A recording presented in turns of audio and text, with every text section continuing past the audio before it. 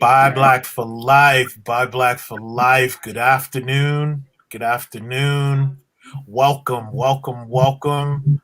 If you are watching and you are coming in to today's Wellness Wednesday, I ask that you just put in the chat who you are, where you're watching from. If you're watching on replay, I ask you to do hashtag replay. But welcome. This afternoon, we have an amazing conversation in store for you. Someone that first of all, I would be remiss if I didn't say my name is Jerome Hurt, founder, Buy Black for Life. Thank you all for being here. And I'm just going to start by saying she is one of our founding board members. She is someone that is a former colleague of mine and someone I just have so much respect for. Her name is Michelle Moore. Michelle, please introduce yourself or reintroduce yourself to Buy Black for Life and welcome. Thank you so much, Jerome. Hello, everybody. That was a great introduction. I appreciate that. Yes, I am Michelle Moore. I live in Charlotte, North Carolina, and I am an avid cyclist. I have two amazing sons and an adorable grandson. He's 3 years old. Yes. And my passion is cycling and all things health. So yeah, that's a little bit about me. That was only a little bit, but that's okay. We're going to get more out of Michelle than that. And again, if you have any questions, please put them in the chat. We'll be glad to get up any questions that you might have. But I want to jump right in, if I may, Michelle, and ask you, what does health and wellness mean to you? Great question. So health and wellness to me means being active and trying to do everything I can to preserve self-care and be healthy, whether socially, mentally, physically, just trying to do what I can to maintain, certain levels of health in those areas. And I find that it is a struggle day to day to maintain health and wellness, but I don't want to set the bar and compare myself to anyone else. Just making sure that, Michelle, what have you done today to make sure you're healthy? So that's what it means to me, just to maintain that, be active every day. Okay. And I notice that this topic is very important to you personally, as you and I have had conversations with each other about your family history. Share that history with us as to what makes this particular topic so important and vital to you and why you want to share it with others. Sure. I've had lots of death in my family because of, diseases like high blood pressure, diabetes. I've had two first cousins in their 40s. One died of a stroke and the other one died of had a diabetic coma. My parents, my aunts, a lot of my families have high blood pressure, and it's really frustrating and sad at the same time. So I said, I don't want to be another statistic, and I want to be around for my kids. I want to be able to be around for my grandkids. What can I do to prevent from being another statistic or succumbing to an early death? I mean, my grandmother, who's in her 90s, is still living. So to have her daughter bury her sons is really unfortunate. Yeah. We make choices every day that can help maintain a healthy and active lifestyle. So it's important to me to be able to set an example to my kids that they can choose a different lifestyle. Just decide every day to say, I'm going to do it. And for that reason, I made chose a different lifestyle path. Gotcha. So, And Michelle, at what point did you become because I'll admit, in my upbringing, my mother really, this was not stuff that was shared in my family. And I think in a lot of Some things we just don't talk about. At what point in your life did you become aware of this and say, okay, I'm going to make a decision that this is not going to happen to me? So it's interesting. There was a health and wellness event at TIAA, and it was inside the auditorium. And we were able to get all the numbers, whether you're pre-diabetic, all your 5 numbers, your BMI. So I thought this is a great way. Might as well. I mean, the line was very long, but when I got my number and I was pre-diabetic, that freaked me out because I know what the day-to-day is for my family members that are. Right. And I said, I don't want that lifestyle. So that was a turning point for me to decide you have to do something about this because I wasn't even aware that I was on the path of getting diabetes. Right. Once I discovered that, then I decided to get educated about nutrition and carbs and then trying to burn calories. So that really surprised me. So and at the time I think I was like 240 pounds. I was really overweight. But something about seeing it in black and white really sparked a change in me. And we all have those moments, right, where incentive comes from different places. Right. And this struck a chord with me, struck home. And just for full disclosure, for those who don't know, TIAA is Teachers Insurance Annuities Association. We manage the retirement for teachers and professors of higher learning institutions. Our main campus was in Charlotte, North Carolina. And to be honest with you, they care about the health and well-being of their employees. I mean, I remember I have a colleague, and she's a dear friend of mine, who found out actually when they would do the mammograms on campus, they would have a truck and do the mammograms for women on campus. That's how she found out she had breast cancer. So TIAA really in that way was really concerned about the health and well-being of its employees. So I just wanted to say that. So you find that out. What's the plan now? Does Michelle come up with a plan? What do you do with this information? So the first thing I did was figure out the first thing I did was I downloaded MyFitnessPal. It's a great app for accountability on nutrition. I logged my food and I realized that, drinking lemonade with 800 calories is probably not a good idea. So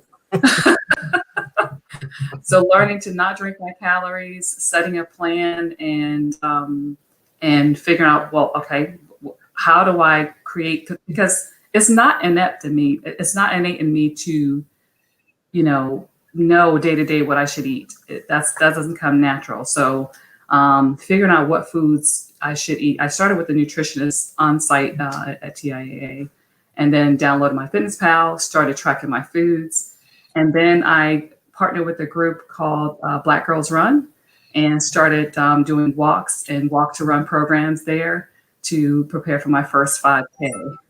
Okay. So, yeah. Okay. And it's evolved, and I've seen it evolve into some of the amazing things that you're doing now. Like, you go for how long would you wake up in the morning and you'll go for a bike ride? Yes. Fast forward to today. It's not unusual for me to get out and do a 30-mile bike ride or a 40-mile bike ride or even a 50-mile bike ride. So wow. I did my first century ride, which is 100 miles on the bike. Yes, I actually cycled 100 miles. Amazing. I don't even drive 100 miles, okay? And my former self back 10 years ago was, if you told me I was going to ride my bike 100 miles on the bike, I was like, oh, there's no way. Maybe in my car, and even like you said, that's far, yes, but never on the bike. So you just never know when you make a decision to choose you in a healthy way where that would lead. And I did my first half Ironman back in 2017. I remember that's where I swam 1.3 miles in the Savannah River in Augusta, Georgia. I biked 56 miles after that swim, and then ran 13.1 miles to get my medal. So probably the hardest thing I've ever done, but it was exciting at the same time. So Michelle is an Iron Woman. That's what I'm hearing. Right. Was that? Did you do that before we had met in New York, when you had come to New York, or was that afterwards? It was afterwards. Yes. Okay. Because I remember you telling me about it, and I was like, "You did what?"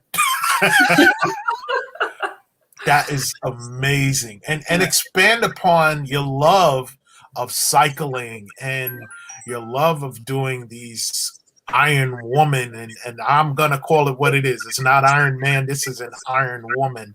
Expand on you doing that now. Sure.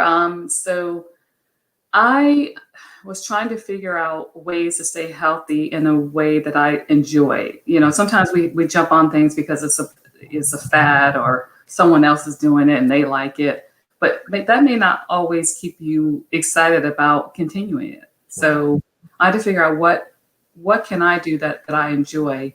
And I discovered out of the three events in a triathlon, cycling was the one I was most passionate about. And I'm good at it. So obviously, yes. You know, let's continue down this path and see where it leads. And then I decided to try different events. Like I did the Fibro event in New York. But it's exciting to be around other people that share the same passion, other cycling enthusiasts. And so that energy, that vibe, that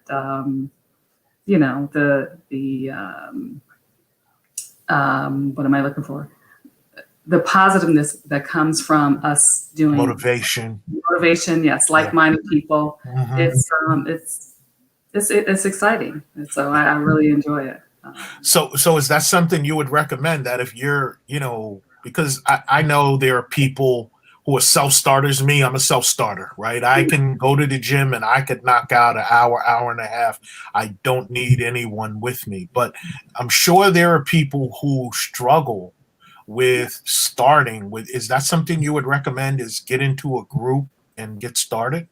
Yes, that's the best way. Just find someone that, like usually bike stores are the best place to start. Mm-hmm. Or find a, like for example, if Black Girls Do Bike, that's another organization that if you're just starting out and you're not sure what to do because there's so many nuances to cycling, what gear to purchase, but to get started is find a local bike store, find your local groups, find a community that supports newbie cyclists, mm-hmm. and try it out. Try everything out, even if it's roller skating, whatever you enjoy, just try it out. And if you don't like it, try something else, but just maintain being active. But yeah, that's what I suggest. So I want to, because again, me being someone who used to be an athlete when I was younger, became an adult, I do know exercising is but a small part of it, right? Yeah. Yes. How has your diet changed from the time that you got that information to where you are now, Michelle? Oh, wow. So I jumped on many fads. I was doing keto. And we talked about keto too. Gosh, I mean, I've had success with some of those, diets, keto, but it just wasn't sustainable long term. Right. I like fruit, and keto is no sugar. So, but it was hard to find something I could be comfortable with. Right now I'm doing 80-20, where 80% of the time I try to eat healthy, 20% of the time, maybe not. And that seems to be better in tracking my food than just, just jumping on something that was only going to give me temporary success. Gotcha. So, but from that point till now, I've tried way too many items until I figured out that, okay, I can't out exercise a bad diet. I just need to keep it real, write it down, and try to do the best I can every day. Because we got to give ourselves grace. We're not going to be able to. No one's perfect at this. Yeah. It's funny because when I was, shedding the weight, and I did it via keto, I had my cheat date. Yeah. And one of the things that I was mindful of is that cheat date didn't turn into cheat week. Yes. You know, it Yeah. and you have to be. I think you said it perfectly. Be able to give yourself some grace, and I think when you give yourself some grace, it doesn't seem that like this is such a task. And you know, did it seem like a task for you as you started to eat Uh, right as well as doing the cycling as well? yeah, it was. I mean, there were times like I would watch an exercise video and just take a big bag of chips and then just go in on it. Like I'm watching a video and I'm like, well, you shouldn't be doing this. But I didn't. I figured out that I need to just log exactly what I did, even if it's if I eat a cheesecake that day, whatever it is, just log it so I can keep myself accountable and know why I'm not losing weight. Right. But I struggled with it. I still struggle today. It's not something that I, feel like I have a handle on. But I know things that'll help me. So I'm too lazy to go out and purchase sweets or bad food or carbs like chips. So if I don't have it in the house, then I won't eat it. You good? Yes. But if it's in the house, it's gone. No, I'm the same way. Don't leave chocolate chip cookies around me. So what has helped, since I'm going to bring it in to be realistic, I'll take them and put chips in a little small sandwich bag. And that's helped me to think, okay, Michelle, you have a craving. You've met the craving. Move on. I'll put notes in front of my refrigerator door to say, why are you here? Especially during COVID, because we were spending so much time at home. I'll put notes in the refrigerator and say, why are you here? Are you bored? Are you thirsty? What's going on? Wow. To remind myself to back away, because I wasn't hungry. Right. I just, how you open a refrigerator door and you just look at it and stare down. And I'm like, what am I doing? What do I need? So those notes would help me to remind myself of my goals and to stay on task. But from the time that I was, pretty large, I went through a series of trying to find what worked for me. And that's really the central part of all of this, is try to figure out what works best for you, because everyone will tell you to do whatever diet, but until you try it, it may not You be have to for find you. the one that works for you. Yeah. And Michelle, you said something I want to go back to, right? Because I don't think a lot of us realize this. You said, in talking about the lemonade, you don't want to drink your calories. Yes. Like, expand on that. I mean, that's a big thing. So talk about that, drinking your calories. Yeah, so I used to go to one restaurant where I loved their cookies, their sandwiches, their salads. I would get all this healthy stuff. And next thing you know, I logged my food and realized that I drank a tall container of lemonade, and I was consuming so many calories. And I thought, well, what was the point? I'd rather have another slice of cheesecake if I'm going to drink. So I started to incorporate more water in my diet. And then we're supposed to drink, I think, half our weight in ounces. So if you weigh 200 pounds, you should drink 100 ounces of water. Ounces, yes. And that was also challenging. But yes, drinking calories is it's a great way just to cut back. Like sodas. I used to drink sodas that I didn't realize there were so many carbs and sugar in them. So just trying to figure out ways to just start slowly cutting back. Right. Don't do it all in a day, right? We can't conquer Rome in a day. No. I just started out just making small little changes. And what I was finding, I was getting frustrated, like exercising, and I'm like, why aren't things changing? Well, this is your nutrition. Gotta stop eating chips. And again, that comes back to while you're exercising, that's great. There's that other piece of it. So, and when you did struggle with the water, did you do anything creative, or was it just straight water? I just got into a competition because I'm very competitive with other people, and said, okay, we would try to, figure out who can get their water goal met for the day. That would work. And also I use like fruit. Sometimes I'll put fruit in it, or electrolytes. One thing about cycling and being active, if you start to sweat, you'll have more salt leave your body. And when you're out on the road or you're running, you could catch cramps. Right. So you need to replace those electric lights. And I would take these little tablets and drop them in, and they have different flavors for the tablets to make the water taste better. But using lemon and strawberries would sort of trick my mind that I'm drinking something different.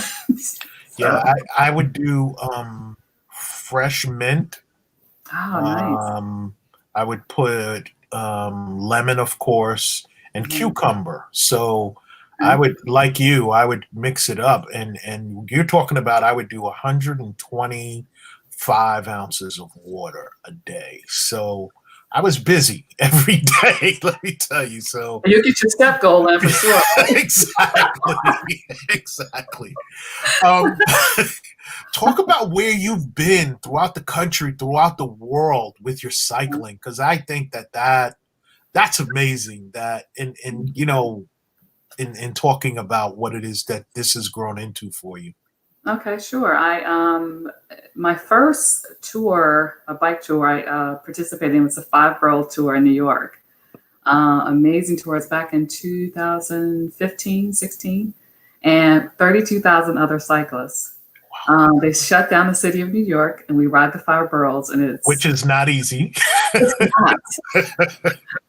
And it's 40 miles. It was my longest ride.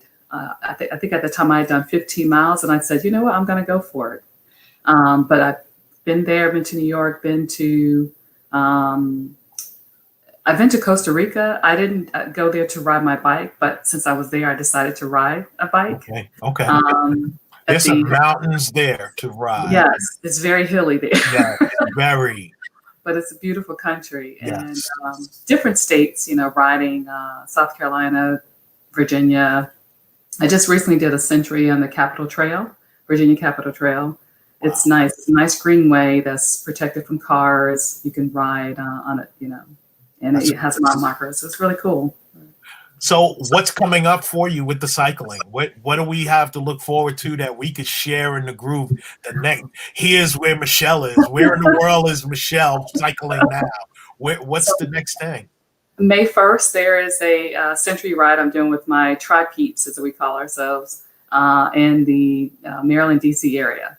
So I'm excited about that event. It's probably going to be our first event post-COVID. So we hope it doesn't get canceled. Right. But that's the next event. As far as daily, I'll try to ride at least 3 times a week, based on the weather. And, just making sure that I at least try to stay active, and I have an indoor bike that I use too if I can't ride outside.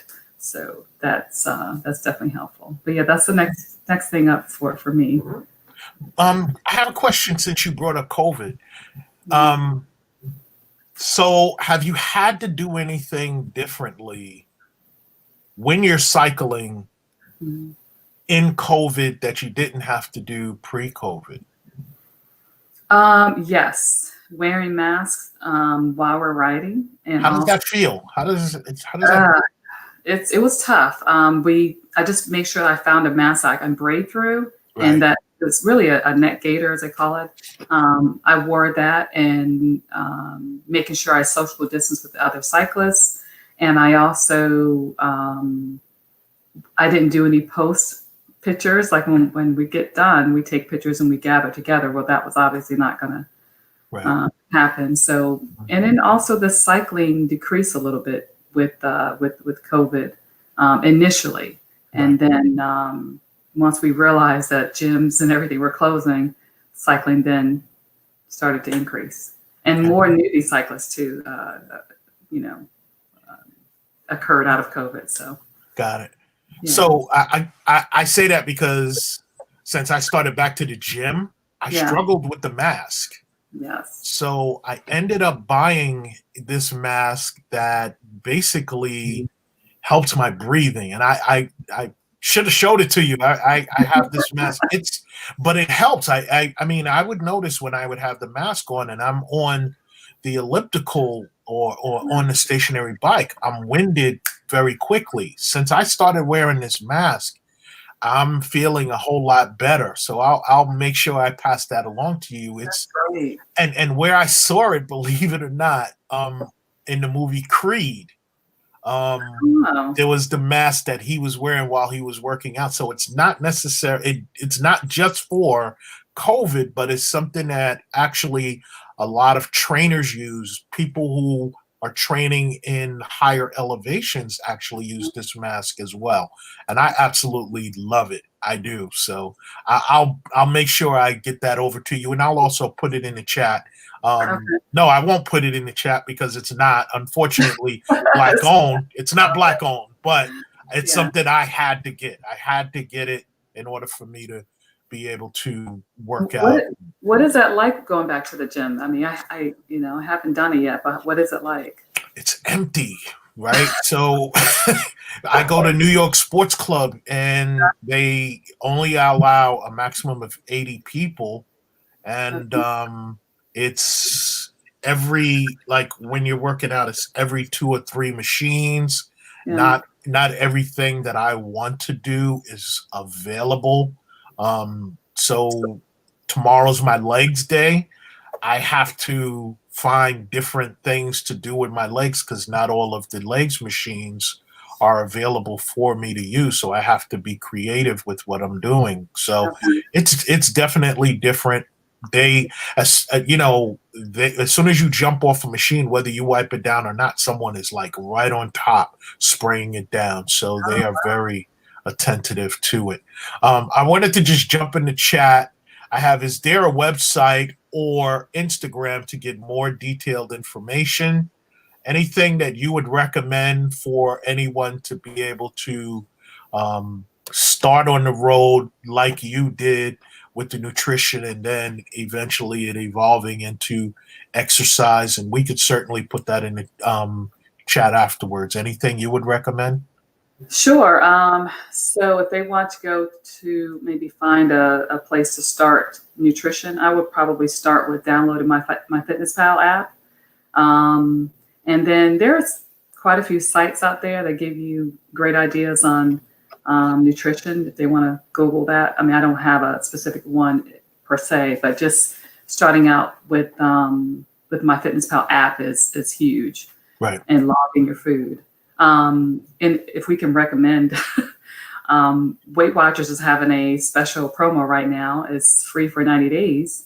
And you can use I'm that. on day 60, just to let you know. Oh, great. Are you blue or green? I've lost.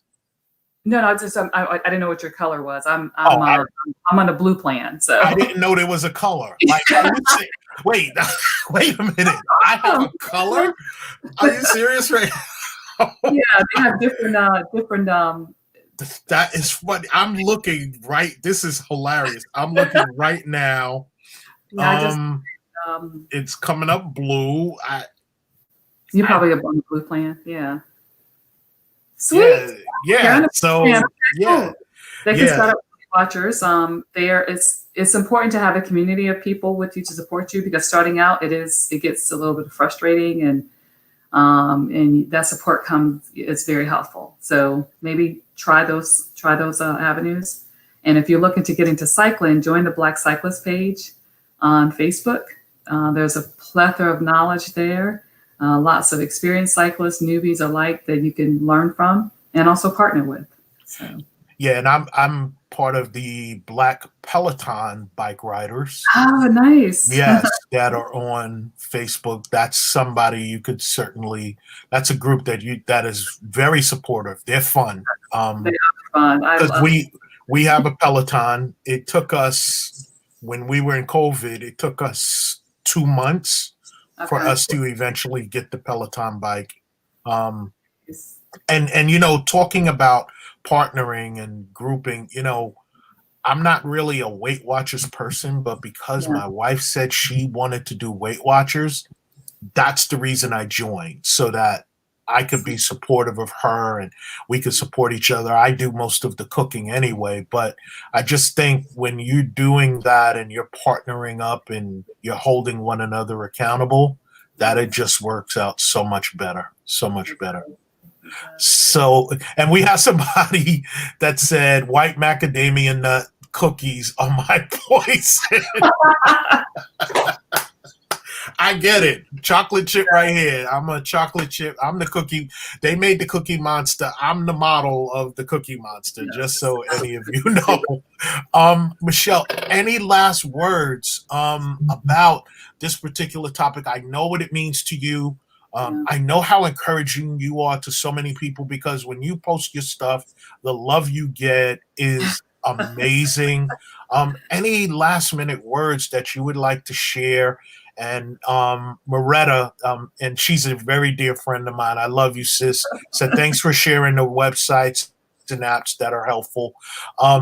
Any last minute words that you would like to share with anyone who's watching this? Yes, I would say just be encouraged. Start where you are. Don't worry about comparing yourself to anyone else. Just start where you are. Make a list of what you want. You know, do you want to have a goal a goal in mind in front of you, and post that goal somewhere. You need a visual to remind you that, you know, this is where I want to be. So start tracking your food. Start learning, you know, what health means for you. What does that look like? Is that an everyday thing? Is it a chore? And then find things you love to do. It could be roller skating. It could be dancing, Zumba, whatever that's going to get you active and moving, just do that. And if it's not every day, try once a week. Try moving once a week and let that grow. Right now, I am plant-based. It took me a while to get here. I remember we talked about it. But after watching some documentaries on Netflix, that inspired me to maybe think differently about what I put in my body. Gotcha. So if that helps you, there's a couple of documentaries I can recommend. Game Changers, watch that if you're considering plant-based, and get in forums that support that lifestyle. But yes, just be kind to yourself. No critical talk about what you look like, your weight, none of that. Just love yourself and just try to stay healthy and active and be the best version of you. So I don't even think you know, and you said this, be kind to myself is my mantra for 2021. Be kind to yourself, because and you know 2020 taught me that I matter, and that being kind to myself is so important, because it could be taken away just like that. So you shared that mantra. That's my mantra. I hope it's yours as well. And my mantra is aspire to inspire. So I aspire to inspire others. And that's what I hope I do every day when I post and share my journey, because I'm still on this journey. So it's a struggle for me too. But I decided that I like where I am now. I'm trying to, you know, I'm still on the path of improvement, but I'm a self-starter now, because I wasn't before when it comes to this lifestyle. So you too can get there too. So. And you know, Michelle, you just that last nugget was so important, because we think that people that have gotten to their goal, they're the experts, but being transparent about, even for yourself, it's a struggle. Even now, it's a struggle. It's okay not to be okay. You know, and I thank you for sharing that, because we have this perfectionist mindset some of the time in all things that we do, and we need not to. We need to give ourselves grace. I love that you have given yourself grace. I love that you are very honest about where you are and continuing the journey, because, you know, you want to be here for your sons and your grandson. And, you know, as my friend, I want to see you for many, many, many more years, because I just simply adore you, and thank you for being a part of this group. You are powerfully amazing. And I look forward to an amazing 2021 with all of us. So thank you. Thank you, Jerome. everyone have a wonderful Wednesday. If I can just say one thing, and I'm going to go on live a little bit later. Um, I don't know if any of you saw what happened yesterday in Atlanta. Let's pray for the Asian community and all that's happening. Hate crimes against them have gone through the roof, even here in New York. And to be honest with you, it's not just white supremacists that are doing this. I've seen people that look like us that are perpetrating these crimes. So let's pray for them. Let's be safe. Let's love on one another, because, we have to answer to a higher power, and he's going to hold us accountable for our actions. So thank you all. Love you. Have a wonderful, wonderful Wellness Wednesday. Thank you for being a part of it, Michelle. Thank you. Bye. Bye.